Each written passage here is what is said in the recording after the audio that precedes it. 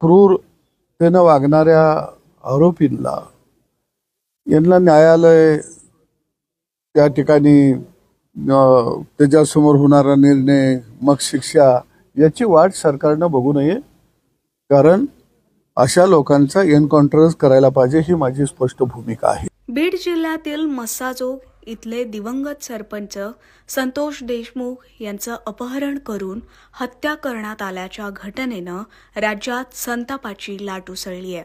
या घटनेचे पडसाद राज्यभरात उमटले असून यातील 4 आरोपींना अटक करण्यात आली आहे, तर 3 फरार आरोपींपैकी 2 आज पुण्यातून ताब्यात घेतल्याची माहिती आहे. दरम्यान शुक्रवारी माजी मंत्री आणि रयत क्रांती संघटनेचे संस्थापक सदाभाऊ खोत यांनी संतोष देशमुख यांच्या कुटुंबियांची सांत्वनपर भेट घेतली. यावेळी माध्यमांशी बोलताना संतप्त झालेल्या सदाभाऊ खोत यांनी आरोपींचे एन्काउंटर करायला हवेत असं विधान केलंय. सरकारनं न्यायालयाच्या निर्णयाची वाट पाहू नये असंही सदाभाऊ खोत यांनी म्हटलं. संतोष देशमुख यांची हत्या ही मानवतेला काळिमा फासणारी आहे. गुन्हेगारी झपाट्यानं वाढते आहे. अशा आरोपींचे एन्काउंटरच करायला हवेत. तसंच आरोपींच्या नातेवाईकांना ताब्यात घेऊन त्यांचीही चौकशी करणं गरजेचं असल्याचं सदाभाऊ खोत यांनी म्हटलंय. पाहुयात देशमुख कुटुंबियांच्या भेटीनंतर सदाभाऊ खोत यांची ही प्रतिक्रिया. पहिल्यांदा मी या ठिकाणी आदरणीय सरपंच देशमुखजी यांना भावपूर्ण राज्यातील शेतकऱ्यांच्या वतीनं श्रद्धांजली अर्पित करतो. त्यांच्या कुटुंबाची भेट घेण्यासाठी, सांत्वन करण्यासाठी या ठिकाणी मी आलो. विधान परिषदेच्या सभागृहामध्ये सुद्धा हा प्रश्न चर्चेला आला. निश्चितच जी हत्या झालेली आहे ही मानवतेला काळिमा फासणारी हत्या आहे असं म्हटलं तर वावगं ठरणार नाही. आणि राजकारणाचं गुन्हेगारीकरण किती झपाट्यानं व्हायला लागलेलं आहे त्याचं हे मूर्तिमंत खऱ्या अर्थानं उदाहरण आहे. आणि मला वाटतं की अशा या क्रूरतेनं वागणाऱ्या आरोपींना यांना न्यायालय त्या ठिकाणी त्याच्यासमोर होणारा निर्णय मग शिक्षा याची वाट सरकारनं बघू नये, कारण अशा लोकांचा एन्काउंटर करायला पाहिजे ही माझी स्पष्ट भूमिका आहे. या प्रकरणामध्ये पाहिले तर या ठिकाणी एसपी देखील बदलण्यात आलेले आहे. आता संपूर्ण सीआयडी तपास करणार आहे. सीआयडीच्या बाबतीत पाहिले तर आता एसआयटी देखील नेमण्यात आलेली आहे. तर याच एसआयटी प्रकरणामध्ये पाहिले तर आपल्याच काही आपण सत्तेमध्ये आहात, हे सत्तेतले काही आमदारांनी त्याच्यावर काही दाखवलेले आहे. नाही, एक आहे की तपास यंत्रणेला आपण सगळ्यांनी सहकार्य करावं. महाराष्ट्रातलं पोलीस दल हे खऱ्या अर्थानं भक्कम आहे. तपासाच्या दृष्टिकोनातून जर पोलीस दलाचा जर लौकिक बघितला तर त्यांना जर आपण मोकळीक दिली तर ते मूळ तळापर्यंत किती कुणाचे हात लांब असले तरी ते शोधून काढल्याशिवाय, खणून काढल्याशिवाय राहत नाहीत. हा आपल्या पोलीस दलाचा इतिहास आहे. परंतु मला वाटतं की या सगळ्या प्रकरणामध्ये मास्टर माइंड पर्यंत जाणं सुद्धा अत्यंत गरजेचं आहे. आणि दुसऱ्या बाजूला त्यांच्या जवळचे नात्यागोत्यातले लोक, कुटुंबातले लोक यांना सुद्धा ताब्यात घेणं आता अत्यंत गरजेचं आहे. त्याशिवाय निश्चितपणानं हे पाणी कुठंपर्यंत मुरतया आणि कुठंपर्यंत वाहतया हे निश्चितपणानं समजणार नाही. आणि जे फाळकूट दादा आहेत, कारण हे 8-10 लोकांचं कृत्य नाही आहे, यांचं धाडस एवढं होतं याचा अर्थ हे सराईत दादा आहेत.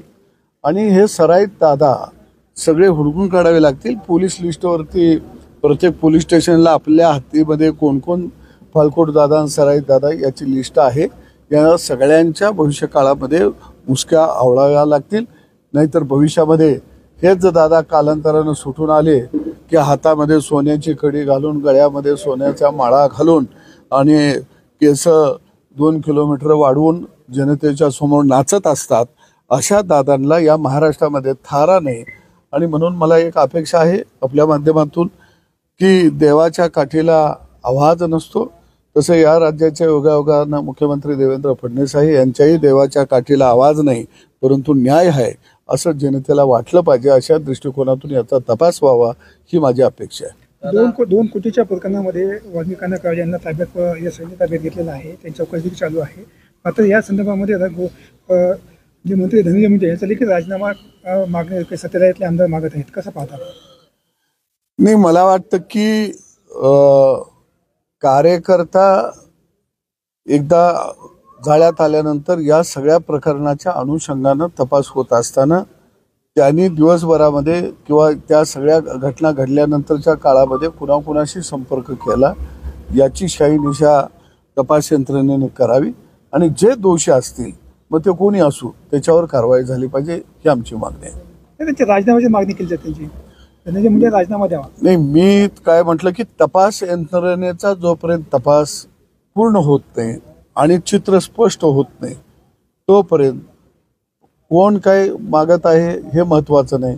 ह्याच्यामध्ये मुख्य दुवा कोण आहे याचा शोध लागणं अत्यंत गरजेचं आहे. दादा, या कुटुंबाला न्याय मिळावा यासाठी या गावकऱ्यांना आंदोलन देखील केलेलं आहे आणि वेगवेगळ्या ठिकाणी आता जन आंदोलन उभा राहत आहे.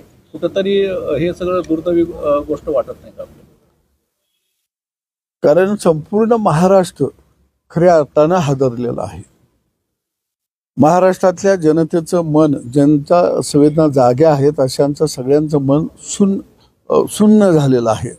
कारण दिवसा ढवळ्या 8-10 लोक येतात आणि गाडीतून एखाद्या समाजसेवकाला ओढून घेऊन जातात आणि 1-2 तासानं घरी पाठवतो म्हणता म्हणता त्याचं प्रेतच घरी पाठवलं जातं.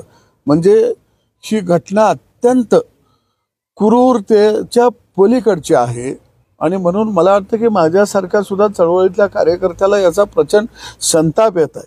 अशा लोकांना खऱ्या अर्थानं या देशातली न्यायव्यवस्था काय असेल काय म्हणेल याची पर्वा न करता चौकात आणून खऱ्या अर्थाने यांना गोळ्या घालून मारलं पाहिजे. अशा पद्धतीचं हे कृत्य आहे.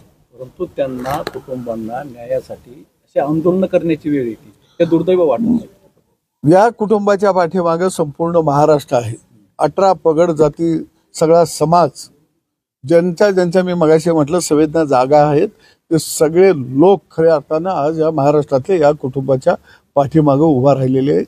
आणि म्हणून निश्चितपणानं सरकार जो तपास सुरू करत आहे त्या तपास यंत्रणेवरती सुद्धा आपण विश्वास ठेवून निश्चितपणानं तपास यंत्रणेलाही सहकार्य करणं तितकंच गरजेचं आहे.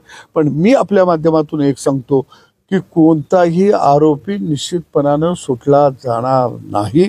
आम्ही निश्चितपणानं सगळे आमदार असू खासदार असू ज्यांच्या संवेदना जाग्या आहेत ते सगळे आम्ही या कुटुंबाबरोबर आहोत आणि सरकारला न्याय देण्यासाठी आम्ही जे लागल ते आम्ही करू आणि प्रयत्न करायला सरकारलाही भाग पडू.